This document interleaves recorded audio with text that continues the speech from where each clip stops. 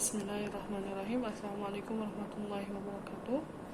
Innal hamdalillah nahmaduhu wa nasta'inu wa nastaghfiruh wa na'udzu billahi min shururi anfusina wa min sayyiati a'malina may yahdihillahu fala mudilla lahu wa may yudhlilhu fala hadiya lahu.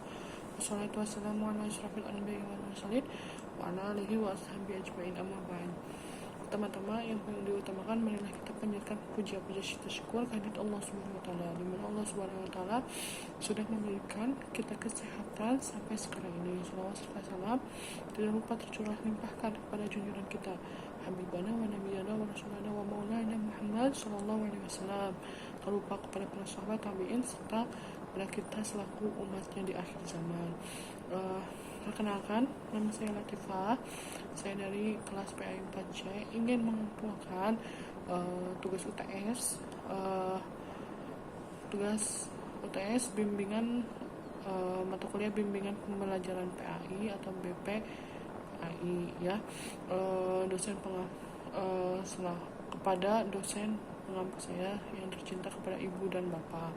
Nah, di sini saya itu dari kelompok 10 ya, judulnya itu tentang kecerdasan dalam pendidikan agama Islam gitu. Nah, dalam kecerdasan dalam pendidikan Islam ini ada 3 ya. Yang pertama itu ada kecerdasan dalam pendidikan Islam, kecerdasan emosional dalam pendidikan Islam. Yang ketiga itu ada kecerdasan spiritual dan dalam pendidikan Islam. Nah, yang pertama ada kecerdasan dalam pendidikan Islam. Kan pendidikan Islam itu merupakan suatu bimbingan yang secara sadar itu oleh seseorang pendidik terhadap peserta didiknya itu bisa mengembangkan usaha mengembangkan jasmani dan rohaninya gitu, supaya bisa menjadi seimbang gitu dan menyeluruh agar terbentuknya kepribadian jasmani dan mendewasakan rohani secara seimbang gitu ya, agar terbentuknya kepribadian yang dewasa sebagai utamanya sesuai dengan keyakinan, sesuai dengan syariat Islam misalkan gitu. Terus pertumbuhan jasmaninya juga itu yang pertumbuhan jasmani yang dimaksud dalam pendidikan dalam Islam ini adalah pengembangan aspek fisik. Karena kenapa? Rohani itu kan merupakan kemampuan dan kekuatan pendorong gitu yang tidak terlihat oleh indera fisik gitu. Jadi ada 2 pendapat nih kalau nggak salah tentang lokasi rohani. Pendapat pertama itu menyatakan dimensi rohani itu adalah ranah otak gitu. Ranah otak karena secara lahiriah otak itu merupakan sentral atau pengendali aktivitas dalam kehidupan manusia. Yang kedua berpendapat itu dimensi rohani itu berada di ranah masing-masing setiap dan bersifat mandiri satu sama lain. Nah, jadi maksudnya itu disebutnya itu jiwa atau kolbu ya, sebagaimana sudah dijelaskan oleh para ahli. Bakat yang sudah di dalam diri manusia itu dimaknai dengan inherent atau telah ada menyatu dalam diri seseorang sejak lahir gitu, terkait dengan struktur otak. Sekaligus bakat itu kan membedakan setiap individu dan malah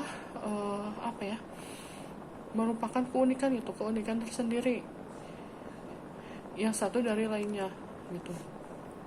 Jadi keterangan yang tadi di atas itu menjelaskan bahwa bakat itu merupakan potensi tersembunyi gitu, dibawa dari sejak lahir yang telah melekat di kepribadian seseorang. Namun harus diketahui bahwa bakat itu merupakan potensi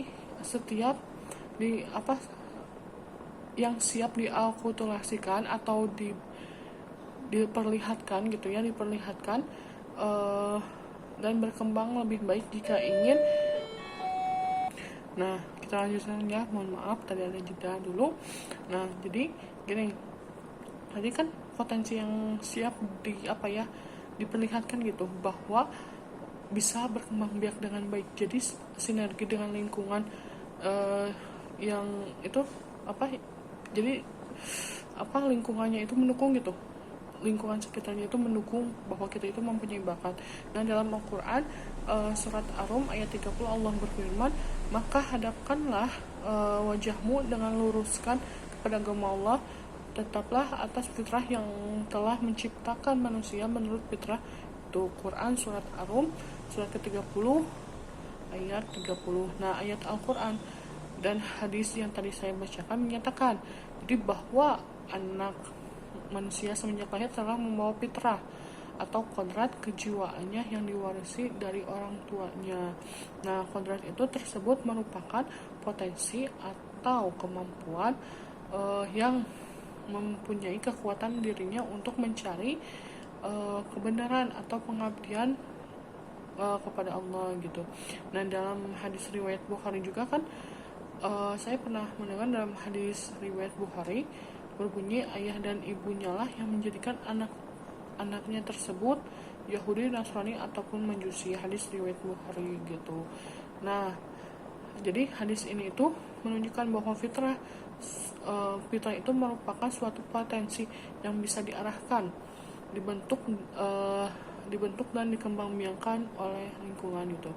Dalam Islam juga kan ditemukan kecerdasan melalui firman Allah dalam Al-Quran surat An-Nahl ayat 78 yang berbunyi, dan Allah itu mengeluarkan kamu dari perut ibumu dalam keadaan tidak mengetahui sesuatu apapun, dan dia memberi kamu pendengaran, penglihatan, dan hati yang agar kamu bersyukur gitu. Nah, jadi ayat di atas itu menunjukkan bahwa Allah itu memberikan manusia kecerdasan pendengaran dan hati atau akal gitu. Menurut Muhammad Asam bahwa kata pendengaran itu dan penglihatan merupakan alat kecerdasan untuk sebagai pemroses informasi, sebagai fungsi kerja otak. Kemudian hati itu berarti kan otak atau akal sebagai kecerdasan itu sendiri gitu. Maka dalam hal kecerdasan menurut Howard Gardner, kecerdasan dibagi menjadi 8. Pertama, ada kecerdasan berbahasa, kecerdasan linguistik ya. Jadi kecerdasan ini itu kemampuan menggunakan kata secara efektif gitu. Karena kenapa? Baik secara lisan maupun secara tertulis atau secara praktisnya seperti gini. Dapat dikatakan bahwa kecerdasan linguistik itu merupakan kemampuan untuk menyampaikan pesan melalui komunikasi lisan maupun tulisan. Di dalam agama Islam itu kan kecerdasan linguistik ini bisa menjadi tempat gitu, mendapat tempat yang sangat penting sebagaimana perintah Allah dalam firman-Nya surat Al-Baqarah ayat 83, ucapkanlah kata-kata yang baik pada manusia. Surat Al-Baqarah surat kedua ayat 83, bahwa setiap manusia itu diperintahkan oleh Allah Subhanahu wa taala itu untuk menggunakan kata-kata yang baik berhubungan atau berbicara dengan sesama manusia gitu. Di samping juga ayat-ayat Al-Quran didapatkan pula hadis-hadis yang memperkuat betapa pentingnya kedudukan berbicara atau kata di dalam pandangan Islam. Di antaranya adalah hadis riwayat Ibnu Abidun yang berbunyi, barang siapa yang menahan lisannya dari kata-kata yang tidak baik, Allah menutup celanya, dan barang siapa yang mengangkang kemarahannya, maka Allah melindungi dari siksanya, dan barang siapa yang menyatakan keuzurannya kepada Allah, maka Allah menerima pernyataan uzurnya itu. Nah, kita bisa mengaitkan gitu, hadis ini itu mengaitkan bahwa kita itu harus bisa mengendalikan emosi, karena pemilihan dan pertimbangan dari segi manfaat terhadap dampak berbicara, apakah efektif atau tidak gitu pembicaraan kita, serta berbicara tentang masalah yang diketahui. Jadi jangan memberikan informasi yang tidak valid gitu. Kita harus bisa memberikan informasi yang valid kepada sesama manusia yang lain kan. Kul khairan aw liyasmut, bicara baik atau enggak diam. Kalau misalnya kita tidak tahu informasinya, kita jangan sampai menambahkan cerita yang mengada-ngada gitu. Jadi beritahulah cerita yang sesuai fakta gitu. Nah, kecerdasan logis matematis. Nah, jadi kecerdasan logis matematis ini melibatkan kesanggupan ya untuk menganalisis problem secara logis. Kenapa?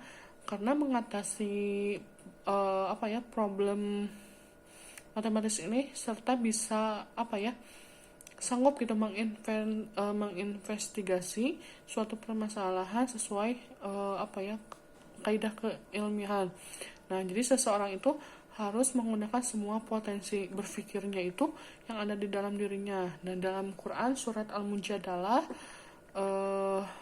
surat ke-58 ayat 11 bunyinya, Tuhan Allah berfirman, niscaya Allah akan meninggalkan orang-orang yang beriman di antara kamu dan orang-orang yang beriman orang-orang yang berilmu pengetahuan beberapa derajat. Nah, maksudnya itu jadi gini, berpikir dalam Islam itu kan didasari pada Al-Quran surat An-Nahl ya, surat An-Nahl ayat 1 sampai dengan 14 yang diringkas sebagai berikut. Agama adalah orang-orang yang berpikir. Afala tafakkarun, agama adalah orang-orang yang berakal. Afala ta'qilun, gitu ya. Karena hal demikian juga diperkuat oleh hadis gitu yang diriwayatkan oleh Muslim, barang siapa yang menempuh jalan untuk menuntut ilmu niscaya akan membawanya ke suatu jalan menuju surga. Hadis riwayat Muslim. Yang ketiga ya, ada kecerdasan ruang. Menurut Gardner menyatakan dalam keterangan yang tadi di atas tuh, kecerdasan ruang atau spatial memiliki potensi untuk mengenal dan memanipulasi pola yang luas dan pola ruang kecil. Dan dalam firman Allah dalam Al-Quran surat An-Nahl ayat 78 berbunyi, dan Allah mengeluarkan kamu dari perut ibumu itu dalam keadaan tidak mengetahui sesuatu apapun.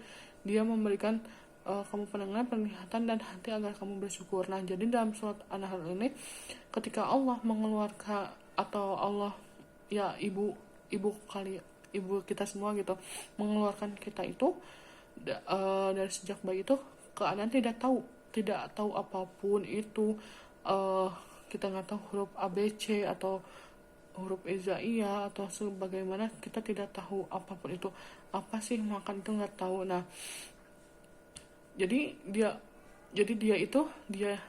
dalam itu Allah ya, dia memberikan kamu pendengaran, penglihatan, dan hati agar bersyukur. Nah, menunjukkan bahwa Allah itu memberikan manusia itu kecerdasan pendengaran, penglihatan, dan hati itu merupakan kecerdasan yang berkaitan dengan visual. Nah, menyebutnya dengan kecerdasan visual spatial.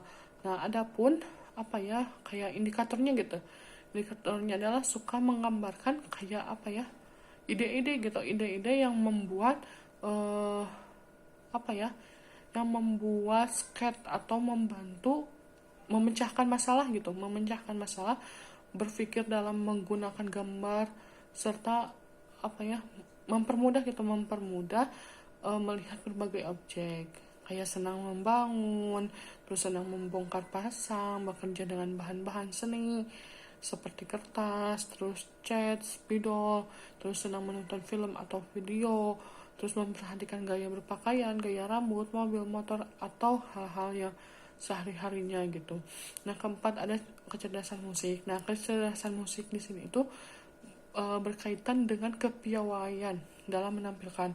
Jadi kayak mengarang dan menyusun gitu, serta mengapresiasikan mengapresiasikan pola musik gitu. Di dalam Islam, apresiasi itu terhadap kecerdasan musik ini mendapat tempat yang baik. Karena Allah itu menyukai keindahan. Nah,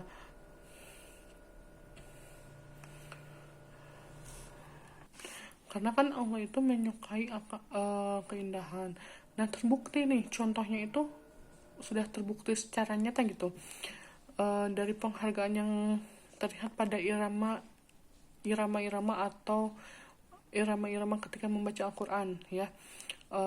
Misalkan kayak irama inilah atau itulah, dan irama ayat-ayat Al-Quran yang banyak terbentuk dan tersusun secara puitis gitu, serta nyanyian dan alunan suara ketika azan berkumandang gitu, melakukan azan berkumandang sebagai pertanda bahwa sholat telah masuk. Yang kelima ada kecerdasan raga atau fisik ya. Jadi kemampuan mengkoordinasi penglihatan dan gerak tubuh kita, atau keahlian menggunakan seluruh tubuh itu untuk mengapresiasikan ide dan perasaannya. Nah, jadi dalam kecerdasan raga atau fisik ini ada hadis nih membahas terkait dengan kecerdasan kinestik ini yang berbunyi, ajarkanlah kepada putra-putri kalian berenang dan memanah. Hadis riwayat Ibnu Manda. Hadis ini itu menunjukkan bahwa agama itu menyuruh umatnya itu untuk mengajarkan anak-anaknya itu untuk bisa berenang dan memanah, menunggang kuda gitu, karena itu merupakan kekuatan penolak musuh dan menghidupi diri dengan rezeki yang halal. Karena demikian merupakan kemampuan fisik yang secara kinestik itu, karena oleh hadis di atas terkait dengan kecerdasan kinestiknya. Di samping hadis ini menunjukkan bahwa ajaran agama Islam itu mewajibkan penguasaan keterampilan fisik atau fisikomotorik gitu.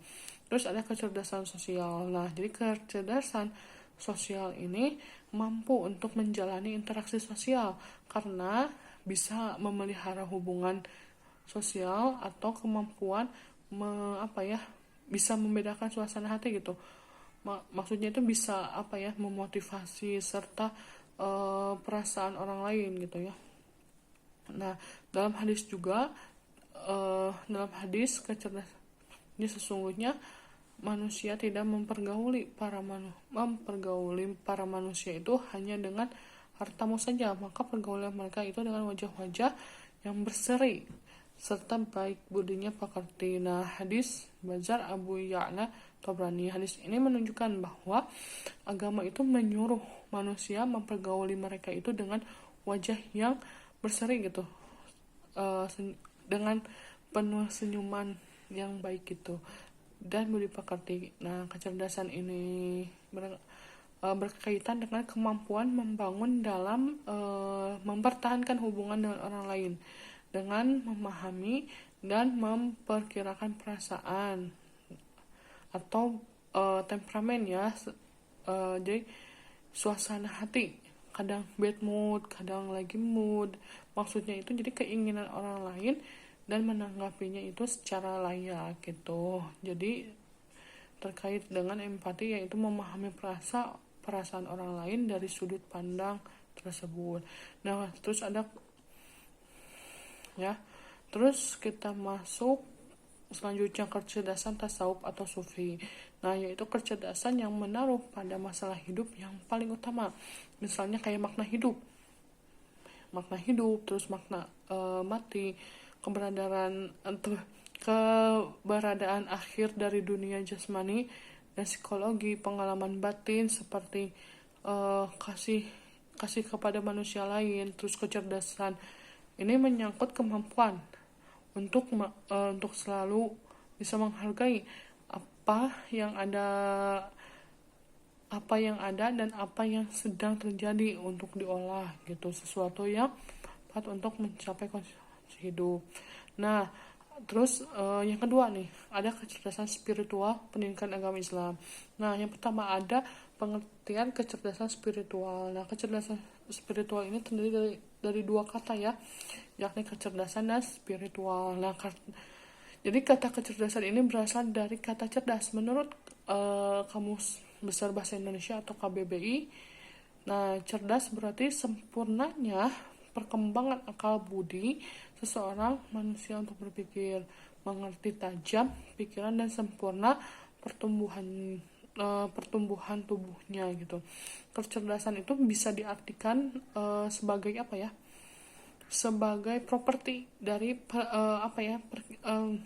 pikiran yang mencakup banyaknya kemampuan mental yang terkait seperti kapasitas untuk berpikir, merencanakan atau memecahkan problem, atau berpikir secara abstrak, memahami gagasan dan bahasa dan belajar gitu.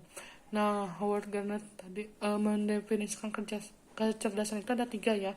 Pertama, kemampuan untuk memecahkan suatu masalah ya. Yang kedua itu kemampuan untuk menciptakan masalah baru untuk dipecahkan. Nah, yang ketiga kemampuan untuk menciptakan sesuatu atau menawarkan suatu pelayanan kayak gitu yang berharga dalam suatu kebudayaan masyarakat. Nah, jadi kecerdasan atau intelijensi ini dapat dipandang sebagai kemampuan seseorang untuk memahami dunia berpikirnya itu secara rasional gitu. Dan dan menggunakan sumber-sumber yang secara efektifnya itu pada saat dihadapkan dengan tantangan. Karena kenapa? Ada juga yang berpendapat bahwa pengertian kecerdasan adalah kemampuan general manusia dengan secara rasional gitu. Selain itu, kecerdasan juga bisa diartikan sebagai kemampuan pribadi untuk memahami memahami atau melakukan inovasi atau melakukan ide-ide yang cemerlang gitu, dan dapat mengembalikan solusi terhadap masalah dalam berbagai situasi.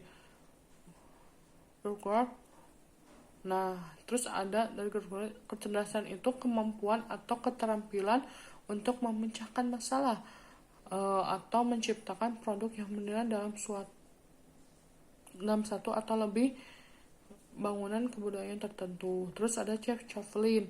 Kecerdasan adalah kemampuan menghadapi dan menyesuaikan diri terhadap situasi. Terus ada Anita Waflow.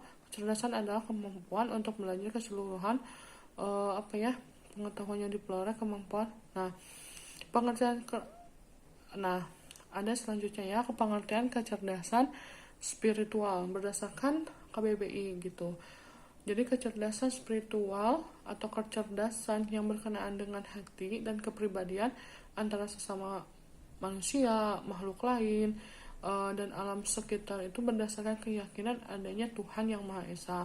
Menurut Johar dan Marshall, penerjemah Helmi Mustafa. Nah, jadi kecerdasan spiritual ini adalah kecerdasan yang kita gunakan untuk membuat kebaikan, kebenaran, keindahan, dan kasih sayang dalam kehidupan sehari-hari keluarga, organisasi, atau institusi gitu. Terus ada yang kedua, ada kecerdasan spiritual, cara berpikir, kecerdasan cara kita menggunakan makna, nilai, tujuan, dan motivasi itu dalam proses berpikir dan pengambilan keputusan. Nah, jadi Johar dan Marshall di sini itu, Johar dan Marshall yang dikutip oleh Abdul Wahab Hasan menyatakan dengan kalimat kayak gini ya. By SQ, I mean the intelligence with which we address and solving problem atau problem solving of meaning and the fuel dengan the intelligence with which we can place our action and our lives in wider richer meaning and giving context.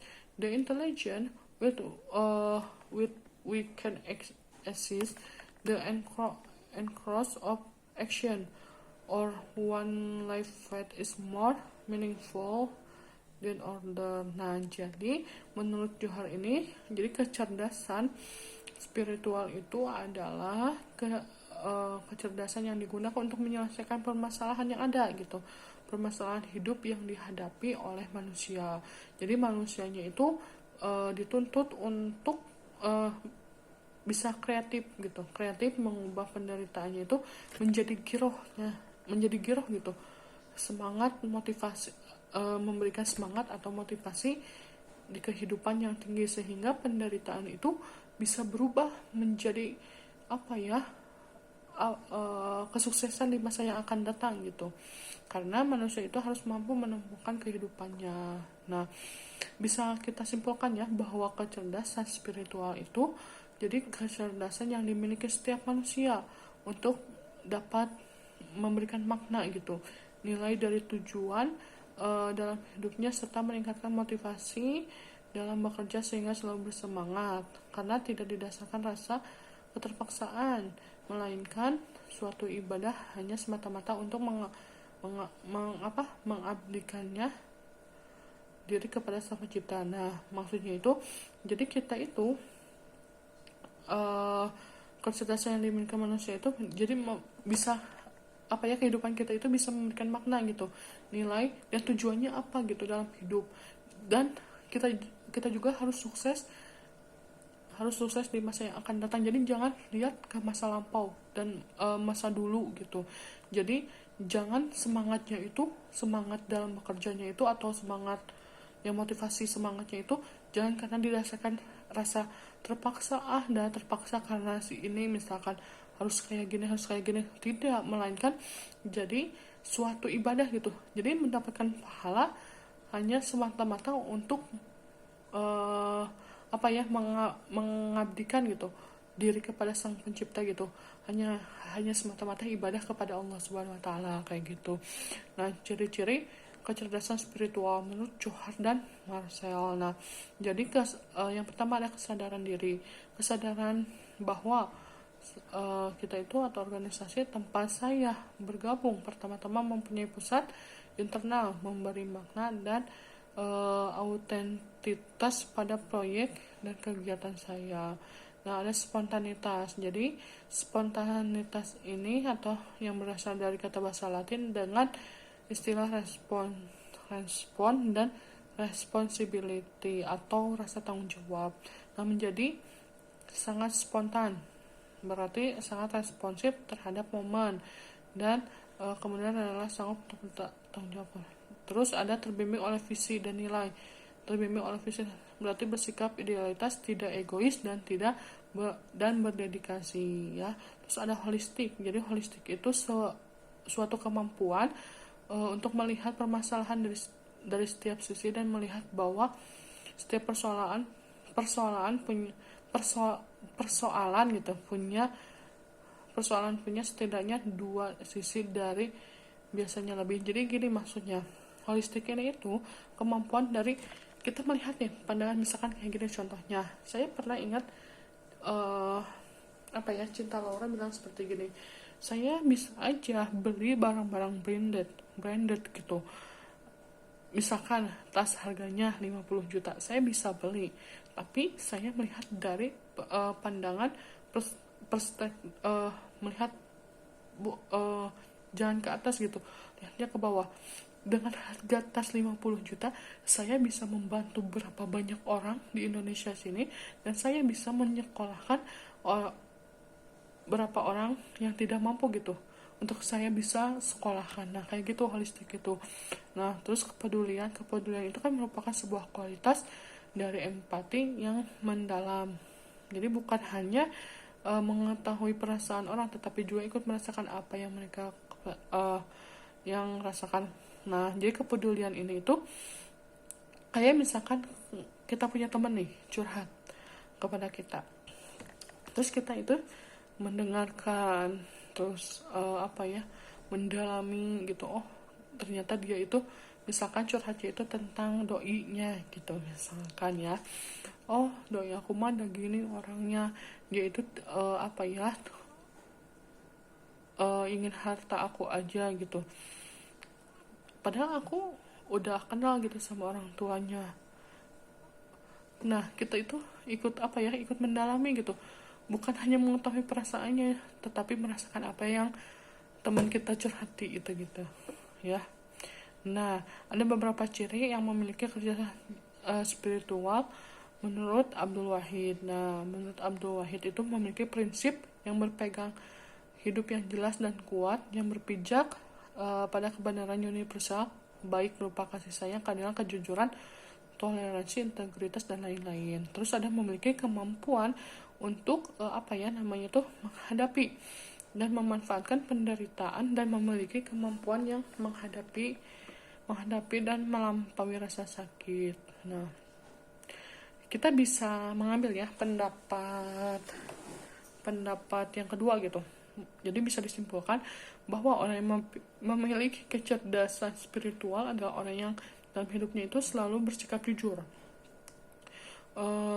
penuh energi juga, terus memiliki motivasi yang tinggi, spontan gitu, orangnya tidak pernah curiga, terus terbuka menerima hal-hal yang baru, senang belajar, mudah memaafkan, tidak mendendam, berani mencoba hal-hal baru gitu ya. Terus serta tidak mudah putus asa, terus berjuang gitu istilahnya, terus berjuang mengalami atau menghadapi kegagalan. Nah, ada yang terakhir itu ada manfaat kecerdasan spiritual. Menurut Sukidi, manfaat kecerdasan spiritual ini ditinjau dari dua sisi. Yang pertama itu ada kecerdasan spiritual mengambil metode vertikal gitu. Kan bagaimana kecerdasan spiritual ini bisa mendidik hati kita itu menjalani hubungan antara kehadirat Allah dengan berzikir atau berdoa, menjadikan diri lebih tenang. Nah, maksudnya itu vertikal ya, ke atas. Kan vertikal itu ke atas. Nah, vertikal ke atas. Nah, jadi bagaimana kecerdasan ini tuh bisa mendidik hati kita, menjalin hubungan kita kepada Tuhan. Nah, hubungan kita kepada Tuhan ini bukan dengan sholat saja ya, bukan dengan sholat saja. Kalau misalnya kita ingin ngobrol sama Allah, kita sholat. Tapi kalau kita curhat sama Allah, kita sholat gitu ya. Kalau kita ingin ngobrol sama Allah, kita berdoa atau membaca Al-Quran gitu ya. Dengan berzikir atau berdoa menjadikan hati lebih tenang. Nah, karena kenapa berdoa itu kan senjatanya orang mukmin ya, berdoa itu. Karena berdoa itu membuat diri kita itu menjadi tenang, membuat diri kita itu yang asalnya kita marah jadi tidak marah lagi gitu. Karena kan dengan berdoa kita bisa memecahkan masalahnya. Kita curhat langsung kepada Sang Pencipta gitu ya, istilahnya curhat gitu ya. Nah, terus ada kecerdasan spiritual mengambil metode horizontal. Nah, jadi di mana kecerdasan spiritual ini mendidik hati kita dalam budi pekerti yang